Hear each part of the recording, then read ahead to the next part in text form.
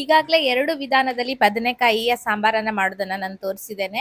ಒಂದು ನಾರ್ಮಲ್ ಸಾಂಬಾರ್, ಇನ್ನೊಂದು ಬೋಳ್ ಹುಳಿ ಅಂತ ತೋರಿಸಿದ್ದೇನೆ. ಇವತ್ತು ಇನ್ನೊಂದು ವಿಧಾನದಲ್ಲಿ ಬೋಳ್ ಹುಳಿ ಮಾಡೋದನ್ನ ತೋರಿಸ್ತಾ ಇದ್ದೇನೆ.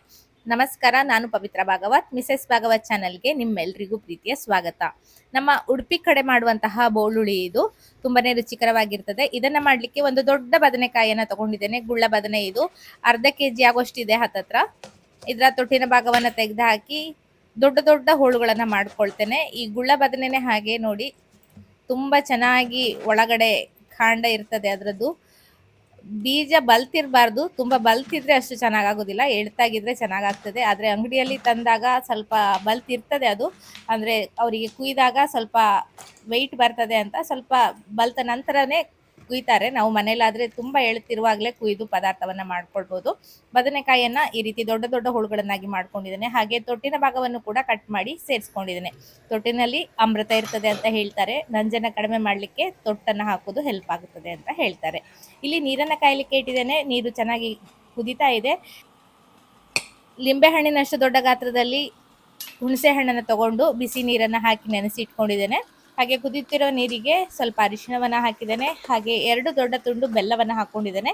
ಈ ಸಾಂಬಾರಿಗೆ ಸಿಹಿ ಸ್ವಲ್ಪ ಜಾಸ್ತಿ ಆಗ್ತದೆ, ನಾನು ಸ್ವಲ್ಪ ಕಡಿಮೆ ಪ್ರಮಾಣದಲ್ಲಿ ಹಾಕಿದ್ದೇನೆ. ನಮ್ಮಲ್ಲಿ ಎಲ್ಲ ಮಾಮೂಲಿ ಸಾಂಬಾರನ್ನೆಲ್ಲ ಸ್ವಲ್ಪ ಸ್ವೀಟ್ ಮಾಡಿದ್ರೆ ಅಷ್ಟು ಇಷ್ಟ ಆಗೋದಿಲ್ಲ ಅಂತ ಸ್ವಲ್ಪ ಕಡಿಮೆ ಹಾಕಿದ್ದೇನೆ. ಉಡುಪಿ ಶೈಲಿಯಲ್ಲೇ ಬೇಕು ಅಂದರೆ ಇನ್ನೂ ಸ್ವಲ್ಪ ಬೆಲ್ಲವನ್ನು ಸೇರಿಸ್ಕೊಳ್ಬೇಕಾಗ್ತದೆ. ನಂತರ ಸ್ವಲ್ಪ ಕರಿಬೇವಿನ ಸೊಪ್ಪನ್ನು ಹಾಕಿದ್ದೇನೆ. ಹಾಗೆ ಕಟ್ ಮಾಡಿರುವಂತಹ ಬದನೆಕಾಯಿಯ ಹೋಳುಗಳನ್ನೆಲ್ಲ ಹಾಕಿ ಮುಚ್ಚಳವನ್ನು ಮುಚ್ಚಿ ಬೇಯಲಿಕ್ಕೆ ಬಿಡ್ತೇನೆ. ಇದಕ್ಕೆ ಕಾಯಿಯನ್ನು ಹಾಕೋದಿಲ್ಲ, ಬದಲಿಗೆ ಒಂದು ಸಿಂಪಲ್ ಆಗಿ ಪೌಡ್ರನ್ನ ರೆಡಿ ಮಾಡ್ಕೊಳ್ಬೇಕು. ಮೊದಲಿಗೆ 2 ಟೇಬಲ್ ಚಮಚ ಆಗುವಷ್ಟು ಕಡಲೆಬೇಳೆಯನ್ನು ಹಾಕೊಂಡಿದ್ದೇನೆ. ನಾವು ಕಾಯಿ ಹಾಗೆ ತೊಗರಿಬೇಳೆ ಎರಡನ್ನೂ ಈ ಪದಾರ್ಥಕ್ಕೆ ಬಳಸ್ತಾ ಇಲ್ಲದೆ ಇರೋದ್ರಿಂದ ಬೇಳೆಯ ಪ್ರಮಾಣವನ್ನು ಸ್ವಲ್ಪ ಜಾಸ್ತಿನೇ ಹಾಕೊಳ್ಬೇಕಾಗ್ತದೆ. ಕಡಲೆಬೇಳೆಯನ್ನು ಸ್ವಲ್ಪ ಹೊತ್ತು ಹುರಿದ ನಂತರ 2 ಟೇಬಲ್ ಚಮಚ ಆಗುವಷ್ಟು ಉದ್ದಿನ ಬೇಳೆಯನ್ನು ಹಾಕೊಂಡಿದ್ದೇನೆ. ಎರಡನ್ನೂ ಕೂಡ ಚೆನ್ನಾಗಿ ಘಮ ಬರುವ ತನಕ, ಬಣ್ಣ ಬದಲಾಗುವ ತನಕ ಹುರ್ಕೊಂಡಿದ್ದೇನೆ. ನಮ್ಮ ಹುಳಿಗೆ ಥಿಕ್ನೆಸ್ ಕೊಡೋದೇ ಈ ಒಂದು ಪೌಡರ್. ಬೇರೆ ಕಾಯಿ ಹಾಗೆ ತೊಗರಿಬೇಳೆ ಹಾಕದೇ ಇರೋದ್ರಿಂದ ಈ ಪೌಡ್ರನ್ನ ಸ್ವಲ್ಪ ಜಾಸ್ತಿಯಾಗಿಯೇ ಮಾಡ್ಕೊಳ್ಬೇಕಾಗ್ತದೆ. ನಂತರ 6 ಬ್ಯಾಡಗಿ ಮೆಣಸನ್ನು ಹಾಕೊಂಡಿದ್ದೇನೆ. ಸ್ವಲ್ಪ ಎಣ್ಣೆಯನ್ನು ಹಾಕಿ ಹುರ್ಕೊಳ್ತಾ ಇದ್ದೇನೆ.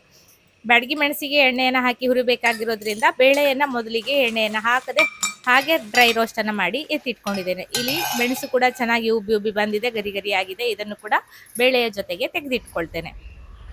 ಇಲ್ಲಿ ನೋಡಿ, ತೋಟದಲ್ಲಿ 2 ನವಿಲುಗಳು ಎಷ್ಟು ಚಂದ ಆಟ ಆಡ್ತಾ ಇದ್ದೇವೆ ಅಂತ.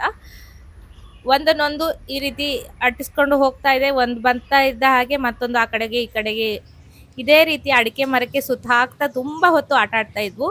ಹಾಗೆ ಕ್ಯಾಪ್ಚರ್ ಮಾಡ್ಕೊಂಡು ಬಂದೆ.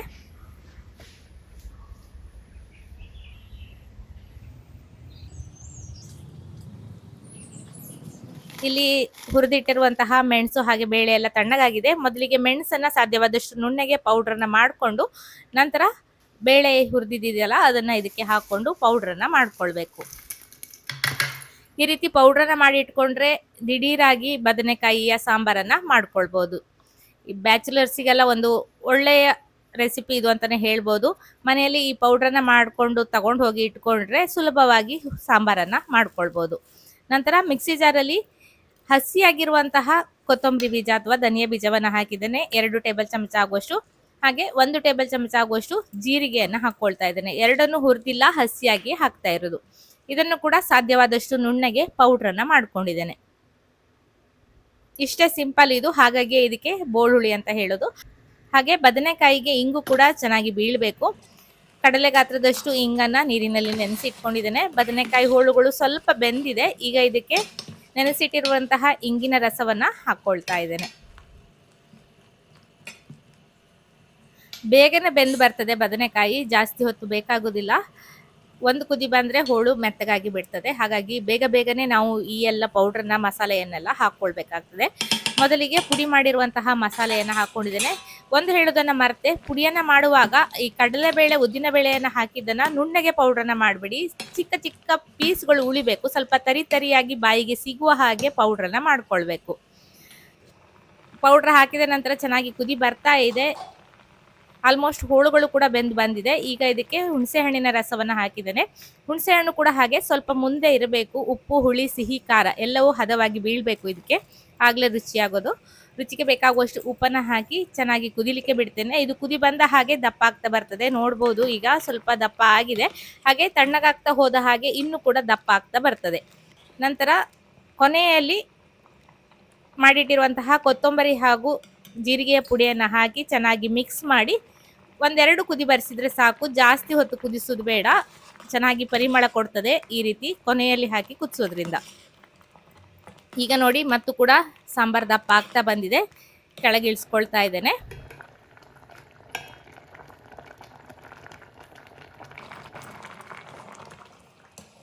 ಇದಕ್ಕೊಂದು ಒಳ್ಳೆ ಒಗ್ಗರಣೆಯನ್ನು ಮಾಡುವ. ಒಗ್ಗರಣೆ ಸೌಟನ್ನು ಬಿಸಿಗಿಟ್ಟು ಎಣ್ಣೆಯನ್ನು ಹಾಕೊಂಡಿದ್ದೇನೆ. ಎಣ್ಣೆ ಬಿಸಿಯಾದ ನಂತರ ಒಂದು ಅರ್ಧ ಚಮಚದಷ್ಟು ಸಾಸಿವೆನ ಹಾಕೊಂಡಿದ್ದೇನೆ. ಹಾಗೆ ಸ್ವಲ್ಪ ಇಂಗನ್ನು ಕೂಡ ಒಗ್ಗರಣೆಗೆ ಹಾಕ್ಕೊಳ್ತಾ ಇದ್ದೇನೆ. ಒಳ್ಳೆ ಪರಿಮಳ ಕೊಡ್ತದೆ ಇಂಗನ್ನು ಒಗ್ಗರಣೆಗೆ ಹಾಕೋದ್ರಿಂದ. ಹಾಗೆ ಒಂದೆರಡು ಒಣಮೆಣಸಿನ ಪೀಸು, ಕರಿಬೇವಿನ ಸೊಪ್ಪನ್ನು ಹಾಕಿ ಒಗ್ಗರಣೆಯನ್ನು ಮಾಡಿಕೊಂಡು ಮಾಡಿರುವಂತಹ ಬೋಳ್ ಹುಳಿಗೆ ಹಾಕಿದರೆ ರುಚಿಯಾದ ಉಡುಪಿ ಶೈಲಿಯ ಒಂದು ಬದನೆಕಾಯಿಯ ಬೋಳ್ ಹುಳಿ ರೆಡಿ ಆಗ್ತದೆ.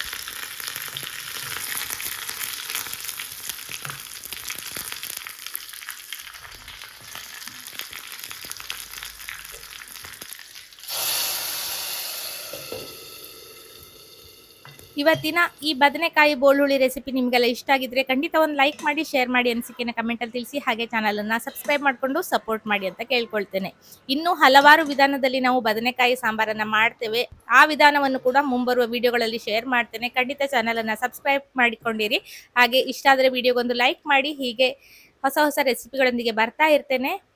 ಅನಿಸಿಕೆಯನ್ನು ಕಮೆಂಟಲ್ಲಿ ತಿಳಿಸಿ. ಇನ್ನೊಂದು ರೆಸಿಪಿಯಲ್ಲಿ ಸಿಗ್ತೇನೆ. ಅಲ್ಲಿಯವರೆಗೂ ನಮಸ್ಕಾರ.